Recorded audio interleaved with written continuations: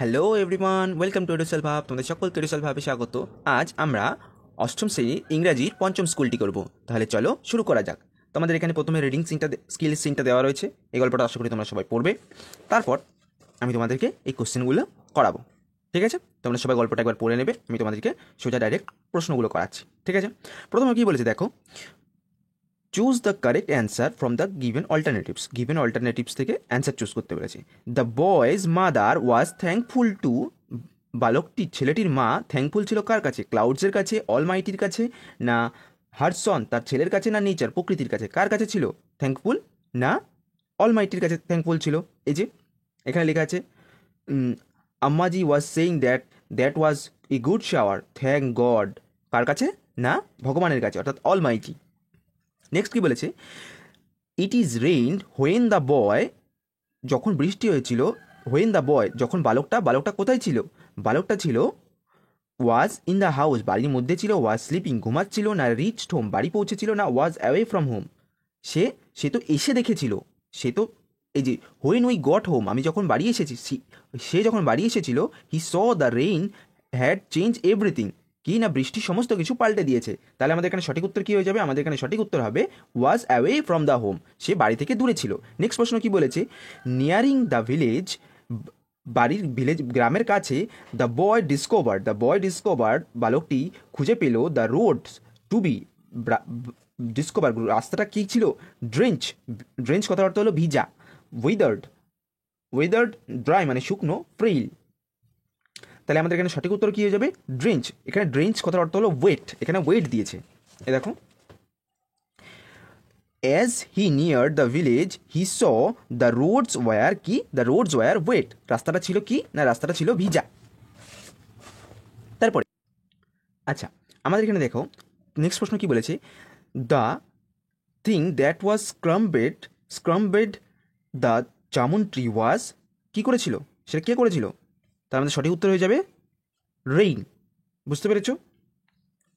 আচ্ছা, নেক্সট প্রশ্ন কি বলেছে দেখো, যে right true and false, true আর ফলস লিখতে বলেছে। প্রথম প্রশ্নটা কি বলেছে দেখো, the boy saw the road were dusty, বালকটা দেখেছিল রোডটা কী ছিল? রোডটা হচ্ছে কি ডাস্টি কথা অর্থ ধুলোময়, মোটেও না, খানিক আগেই পড়িয়েছি তোমাদেরকে। রোডটা কী ছিল? ভেজা। তাহলে এটা কী হবে? ফলস হবে। নেক্সট কি বলেছি, the boy saw the rain had change nothing, বৃষ্টিটা কিছুই পাল্টায়নি, ফলস। তার কারণ এখানে দেখো, এখানে লেখা রয়েছে পরিষ্কার, he saw that the rain had change everything, অর্থাৎ বৃষ্টিতে সমস্ত কিছু পাল্টে দিয়েছে। তাহলে এটা কী হবে? তাহলে এটা হবে ফলস। নেক্সট কী বলেছে দেখো, what did he see as he near the village, সে যখন ভিলেজের কাছে এসেছিল সে কী দেখতে পেয়েছিল? সে তো দেখতে পেয়েছিল তাহলে রাস্তাটা ভিজা। তাহলে দেখো আমি এখানে তোমাদেরকে গুছিয়ে লিখেছি, দেখো as he near the village, সে যখন গ্রামের কাছে এসেছিল, হি স সে দেখেছিল, দ্যাট দ্য রোডস অর্থাৎ রাস্তাটা ওয়ার ওয়েট কি না ভেজা, and the trees looks freshly bath, অর্থাৎ দেখে মনে হচ্ছিল কি না বৃষ্টিতে গাছগুলো স্নান করেছে। তাহলে তোমরা এই উত্তরটা লিখবে। বুঝতে পেরেছো? নেক্সট কি বলেছে, আচ্ছা তা আমি তোমাদেরকে এইখানে দেখিয়ে দিচ্ছি, কারণ এখানে রয়েছে সব কিছু, এখানেই আছে, একটু গুছিয়ে লিখতে আর কিছুই না। কি trees have been standing drips of layers in the dust when he left, মানে সে যখন চলে যাচ্ছিল ছেড়ে তখন দেখেছিল সে ধুলো জমে রয়েছে, বাট যখন সকালে যখন রিটার্ন ঘুরে এসেছে তখন দেখলো কি না ফ্রেশলি বার্ড, অর্থাৎ স্নান করে নিয়েছে গাছগুলো সব বৃষ্টির জলে।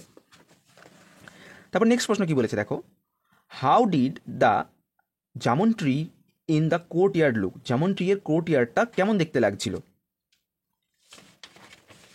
কি লাগছিল না, the jamun trees in the court yard looked clean, পরিষ্কার, স্ক্রামডেড অ্যান্ড ফ্রেশলি শাওয়ার্ড আফটার রেইন, বৃষ্টির পরে সেটা একদম পরিষ্কার হয়ে গিয়ে ফ্রেশলি। এই যে দ্য জামিন ট্রি স্টুড ক্লিন, স্ক্রামডেড অ্যান্ড কি বলেছে ফ্রেশলি শাওয়ার্ড। বুঝতে পেরেছো? এই যে নেক্সট কি বলেছে দেখো, আচ্ছা নেক্সট তোমাদের আবার সে কবিতাটা দিয়েছে, এই কবিতা থেকে আবার প্রশ্ন উত্তর করতে হবে। তাহলে আমরা সরাসরি প্রশ্নে চলে আসি। What does the winters cold do with the tree, শীতটা সেই গাছগুলোকে, শীতের ঠান্ডাটা সেই গাছগুলোকে কী করে? দেখো কি করে না, the winter the winters cold strike the trees to the heart and making them weak and dropping, তাদের হার্ট কী করে দুর্বল করে দেয় এবং মেকিং উইক অ্যান্ড ড্রপিং। বুঝতে পেরেছো? তাহলে সঠিক উত্তর হবে এইটা। এই যে এখানে দেখো, through the strike in the heart with scolder dropping the tree revives. বুঝতে পেরেছো? নেক্সট কি বলেছে, what was the meant by softly warbled song. Softly warbled সঙ্গের কথার অর্থ কী এখানে? তাহলে আমাদের এখানে সঠিক উত্তর কী হবে? Softly warbled song refers the sweet and gentle singing from the bird, মানে মিষ্টি এবং মৃদু গান কাদের থেকে না পাখিদের থেকে। কারণ এখানে গান কারা করছিল? পাখিরাই তো করছিল। এই যে কেমস থ্রু দ্য, এই যে softly warbled songs came from the pleasant roots, কারা গান করছিল? নিশ্চয়ই পাখিরাই গান করছিল। উইথ দ্য কালার্ড উইংস, বিভিন্ন রঙের কালার ডানা। নেক্সট কি বলেছে দেখো, what do the birds do in the pleasant route. Pleasant রুটে কী করছিল তারা? প্লেজেন্ট রুটের মধ্যে কী করছিল? তারা নিশ্চয়ই গান করছিল। এই যে in the pleasant roots the birds singing sweet and Flutter around with their colourful wings, তাদের রঙিন ডানা মেলে তারা সুন্দর করে গান করছিল এবং উড়ে বেড়াচ্ছিল। নেক্সট কি বলেছে, how does the sapling থ্রাইভস। Sapling থ্রাইভস কথার অর্থ হলো মানে সেই ছোট চারা গাছটা কীভাবে বেঁচে ওঠে। থ্রাইভস কথার অর্থ হলো বেঁচে উঠেছিল।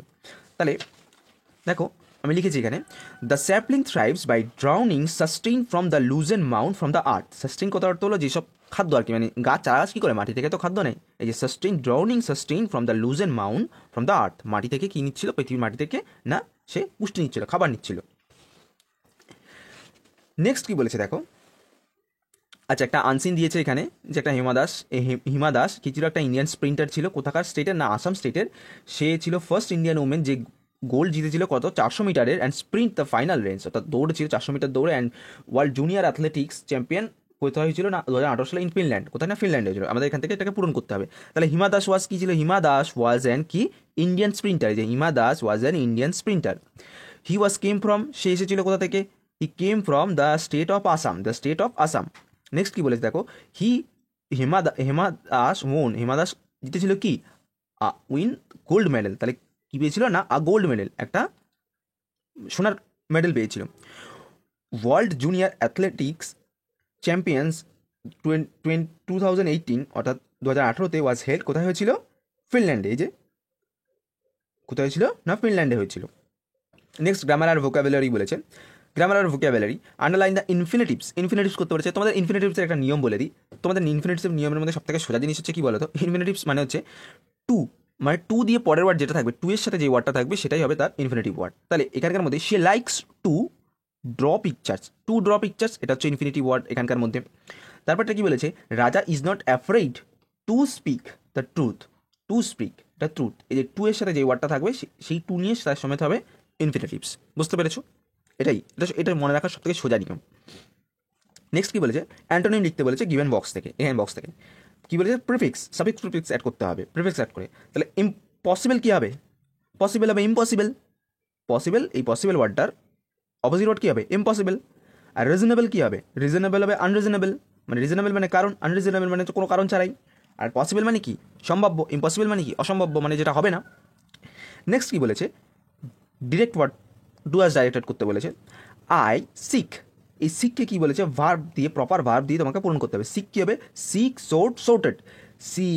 I sought your help as I ওয়াজ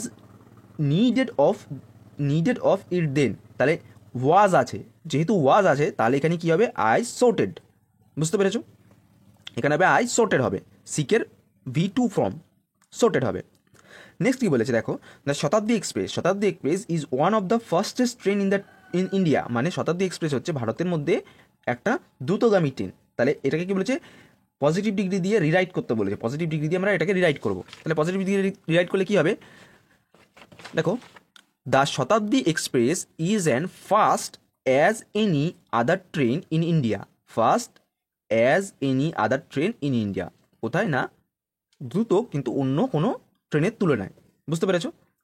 ফার্স্টেস্টকে কী করলাম? ফার্স্টে নিয়ে আসলাম, পজিটিভ ডিগ্রি দিয়ে করতে বলেছে যেহেতু। নেক্সট কি বলেছে, Chakdah Ramal is dash high school, H school, অর্থাৎ এইচ স্কুলের আগে কী হবে, তাহলে এখানে হবে এ, একটা স্কুল হবে। বুঝতে পেরেছো? যদি এইখানে এইটার আগে যদি থাকতো ড্যাশ পূরণটা, তাহলে কি হতো বলো তো? তাহলে তো দা, কারণ একাডেমিটার তো নাম বলে দিয়েছে, একটাই একাডেমি, কিন্তু এখানে তো হাই স্কুল তো অনেক হয় আছে, তাই এখানে হবে এ। বুঝতে পেরেছো? কিন্তু যদি চাকদা নামাল এখানে বলতো তাহলে এখানে দা হতো, কিন্তু যদি the Chakdah Namal academy is a high school. বুঝতে পেরেছো? এটা মানে চাকদা নামালেরই প্রশ্ন উত্তর সম্ভবত। তাও তো একবার দেখি। হ্যাঁ, এই তো চাকদা রামলাল। নেক্সট কি বলেছে দেখো, the old man is very weak, he can not walk properly. মানুষটা খুব দুর্বল, বৃদ্ধ মানুষটা, সে হাঁটতে পারছিল না ঠিক করে। Join the sentence using infinitive, infinitive দিয়ে লিখতে হবে। তাহলে দ্য ম্যান ইনফিনিটিভ দিয়ে আমরা করতে গেলে কি টু দিয়ে ফিল আপ, টু দিয়ে করতে হয়, তাহলে আমরা টু দিয়ে জোড়া লাগাবো। The old man is very weak to walk properly, two walk properly. বুঝতে পেরেছো? এটাও করতে পারো, আবার এটাও করতে পারো, তোমরা এটাও করতে পারো।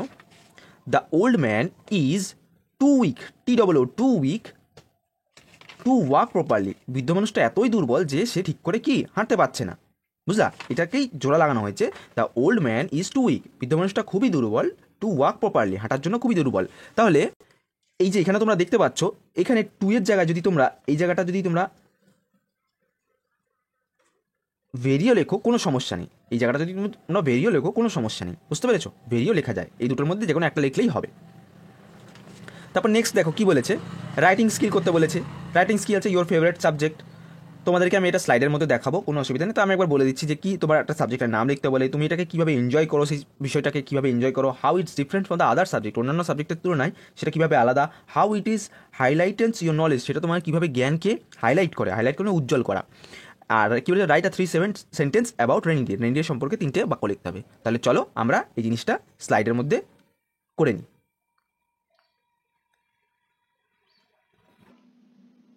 তাহলে আমরা স্লাইডে চলে এসেছি। চলো আমরা তাহলে এটার প্যারাগ্রাফটা পড়ে নিই। Your favourite subject, your favourite subject, তাহলে এটাকে কেমনভাবে লিখতে হবে? তোমার মানে কি, মানে আমার, মাই ফেভারিট সাবজেক্ট কি বলেছে, 50টা ওয়ার্ডের মধ্যে লিখতে বলেছে, অ্যাবাউট 50 ওয়ার্ডসের মধ্যে। আমি তোমাদেরকে একটুখানি লিখিয়েছি 50টা ওয়ার্ডের মধ্যে, তোমরা দেখতে পারো। আচ্ছা চলো তাহলে শুরু করি। My favourite subject is science, আমার প্রিয় বিষয় হচ্ছে কি, বিজ্ঞান। I enjoy learning about the world around me, আমি বিশ্ব সম্পর্কে জানতে পছন্দ করি বা ভালোবাসি। লাইক কি না, নেচার, প্রকৃতি সম্পর্কে। The human body, human body মানে মানুষের মানব দেহ সম্পর্কে। অ্যান্ড অ্যামেজিং ইনভেনশনস, যত চমৎকৃত আবিষ্কার হয়েছে সেগুলো সম্পর্কে জানতে আমি খুবই আগ্রহী। বুঝতে পেরেছো? আমি শিখতে পছন্দ করি। আনলাইক আদার স্টুডেন্ট, আদার সাবজেক্টস, আনলাইক আদার সাবজেক্টস, অন্য বিষয় ছাড়াও science is based on experiments, science কিসের উপরে নির্ভর করে না, এক্সপেরিমেন্টস, পরীক্ষণের উপর নির্ভর করে। অ্যান্ড রিয়েল লাইফ অবজারভেশন, অর্থাৎ বাস্তব জীবনে যেসব অবজারভেশন হয়, অর্থাৎ যেসব আমরা পর্যবেক্ষণ মানে কি আমরা দেখি, সেগুলোর উপরে কি তৈরি হয় না, সায়েন্স তৈরি হয়। Making it exciting and practical, এটাকে কি করে তোলে না, এটাকে করে তোলে উত্তেজনাপূর্ণ, আর কি করে না, প্র্যাকটিক্যাল, অর্থাৎ ব্যবহারিক করে তোলে। প্র্যাকটিক্যাল মানে কি, আমি যেমন প্র্যাকটিক্যাল করছি, মানে প্র্যাকটিক্যাল করার অর্থ হলো তোমার যেমন তুমি কি করছো, এখন আমি খাচ্ছি, যদি আমি এখন খাচ্ছি বলি, তুমি খাবারটা নিয়ে খাচ্ছ তো, সেটাকে বলে প্র্যাকটিক্যাল। কোনো কাজকে করাকে বলা হচ্ছে প্র্যাকটিক্যাল কাজ করা। বুঝতে পেরেছো? ইট হেল্পস মি, এটা আমাকে সাহায্য করে। আন্ডারস্ট্যান্ড, এটা আমাকে বুঝতে সাহায্য করে। দ্য ওয়ার্ল্ড বেটার, মানে এই বিশ্বকে আরো ভালো করে বুঝতে সাহায্য করে। Improve my problem solving skill, আমার ইমপ্রুভ করে কি না, প্রবলেম সলভিং স্কিল, অর্থাৎ আমি যদি কোনো সমস্যার মধ্যে পড়ি, সেই সমস্যাগুলো সমাধান সম্মুখীন করার যে স্কিলগুলো আছে সেগুলোকে শেখানো হয়, সেগুলোকে শিখতে আমাকে কি না সাহায্য করে এই সাবজেক্টখানা। Also it helps to learn new things, এটা আমাকে আরো নতুন জিনিসও শিখতে সাহায্য করে। আস্ক কোশ্চেন, প্রশ্ন তুলতে সাহায্য করে। থিঙ্ক ক্রিটিক্যালি, ক্রিটিক্যালি মানে হচ্ছে মানে ক্রিটিক্যালি মানে হচ্ছে যেন একটা কঠিন প্রশ্ন আসছে যে এই জিনিসটা কেন হলো, কেন একটা আপেল আমি আকাশে ছুঁড়ে মারলে আপেলটা নিচে কেন পড়ে গায়ে, এগুলো এগুলো ভাবতে সাহায্য করে। আমি বালতির মধ্যে জল ঘোরালে কেন সেই জলটা ঘুরতেই থাকে, ঘুরতে ঘুরতে এরকম মাঝখানে নিচের দিকে কেন নেমে যায়, গর্ত মতন হয়ে যায়, এই এই জিনিসগুলো ভাবতে আমাকে সাহায্য করে। আমি উদাহরণ দিয়ে বলছি কিন্তু। ইট ওন্ডার্স মেকিং মাই নলেজ, এটা আমার নলেজকে কি করে ওয়াইডার, অর্থাৎ প্রশস্ত অর্থাৎ ছড়িয়ে দেয়, অ্যান্ড ডিপার এভরিডে এটা আরো গভীরে নিয়ে যায় আমার চিন্তাকে। সায়েন্স ইন্সপায়ার কিউরিয়াসিটি, সায়েন্স কি করে না কৌতূহলকে জাগায়, অ্যান্ড এন্ডলেস ডিসকভারিজ এবং কি না অসীম আবিষ্কারকে কি করে অনুপ্রাণিত করে। বুঝতে পেরেছো? তাহলে এটার বাংলা মানেটা তোমরা একবার পড়ে নেবে, আমি বাংলা মানেটা এখানে তুলে দিয়েছি, তাও আমি এটাকে তোমাদের ডেসক্রিপশনে দিয়ে দেবো, তোমরা ওখান থেকেও পড়ে নিতে পারবে। চলো আমাদের নেক্সট কি বলেছে, নেক্সট বলেছিল যে রেইনি ডে সম্পর্কে কি না 3টে লাইন লিখতে বলেছিল। আমি তোমাদেরকে 4টে লাইন লিখিয়েছি, আমি লাইনগুলো সব পড়িয়ে দিচ্ছি। চলো আমাদের প্রথম লাইনে কি বলেছে যে a rainy day is a lovely day when the sky covered with dark clouds and rain drops falls gently. অর্থাৎ কি না rainy day is a lovely day, rainy day বৃষ্টির দিন হচ্ছে একটি সুন্দর দিন যখন আকাশ কি না কালো মেঘে ঢাকা থাকে, and rain drops falls gently মানে বৃষ্টির ফোঁটা ধীরে ধীরে বা মৃদুভাবে পড়তে থাকে। The sound of rain drops বৃষ্টির ফোঁটার শব্দ অন দ্য রুফ ছাদের উপরে যেটা পড়ে, and the smell of wet earth অর্থাৎ মাটিতে যে একটা ভেজা গন্ধ, দেখবে বৃষ্টি হলে একটা কি সুন্দর মিষ্টি গন্ধ বেরোয় না মাটির, খুব ভালো লাগে, আমার তো খুব ভালো লাগে, তোমাদের কেমন লাগে? Make day day very enjoyable, কি করে না দিনটাকে কি করে না আরো আনন্দময় করে তোলে। যেটা মাটি ভেজা গন্ধ, সেই গন্ধটা আর ছাদের উপরে পড়া বৃষ্টির আওয়াজ, বিশেষ করে ছাদের উপরে বলতে কি টিনের মধ্যে তোমরা ধরো রাত্রেবেলা শুয়ে রয়েছো, বৃষ্টির ফোঁটা পড়ছে টিনের উপরে টুকটুক টুকটুক করে, শুনতে দেখবা কত ভালো লাগে না, সেটাই। দ্য পিপল, আচ্ছা পিপল ইউজ আমব্রেলাস অ্যান্ড রেনকোটস, পিপল কি ইউজ করে ছাতা আর রেনকোট ইউজ করে, হোয়াইল যখন চিলড্রেন এনজয়িং প্লেইং ইন পার্ডলস মানে হচ্ছে মাটি, যারা কর্দমাক্ত মাটিতে কি খেলতে পছন্দ করে, অ্যান্ড ওয়াচিং দ্য রেইন এবং বৃষ্টি দেখতে পছন্দ করে। মানুষরা কি করে তখন ছাতা রেনকোট ইউজ করে, কিন্তু বাচ্চারা কি করে না কর্দমাক্ত জায়গায় খেলতে ভালোবাসে এবং বৃষ্টি দেখতে তারা পছন্দ করে। Through the roads became muddy, যদিও রাস্তাটা মাটি মাটি হয়ে যায়, the fresh air and the greenery after the rain makes the day beautiful. অর্থাৎ কি না যদিও রাস্তাটা মাটি মাটি হয়ে যায়, তারপরে কি হয় না বৃষ্টির পরে এই যে আফটার দ্য রেইন বৃষ্টির পরে ফ্রেশ এয়ার হাওয়া অ্যান্ড গ্রিনারি যে সবুজ চারিদিকে যে সবুজ হয়ে ওঠে, সেটা আমাদের দিনটাকে কি না খুবই সুন্দর করে তোলে। বুঝতে পেরেছো? তাহলে এই হয়ে গেল, আমি তোমাদের 4টা লিখিয়েছি, তোমরা তোমাদের পছন্দ মতো সোজা করে লিখতে পারো, আমারটাই লিখতে হবে এমন নয়, আমি জাস্ট দেখিয়ে দিলাম কেমন। তাহলে আমরা এটার বাংলা মানেটা একবার দেখে নেব, এই দেখে নিলাম, এখান থেকে পড়ে নেবে, আমি তোমাদের ডেসক্রিপশনে দিয়ে দেবো, ঠিক আছে? আচ্ছা তাহলে আজকে এই পর্যন্তই, আবার দেখা হবে পরের ভিডিওতে।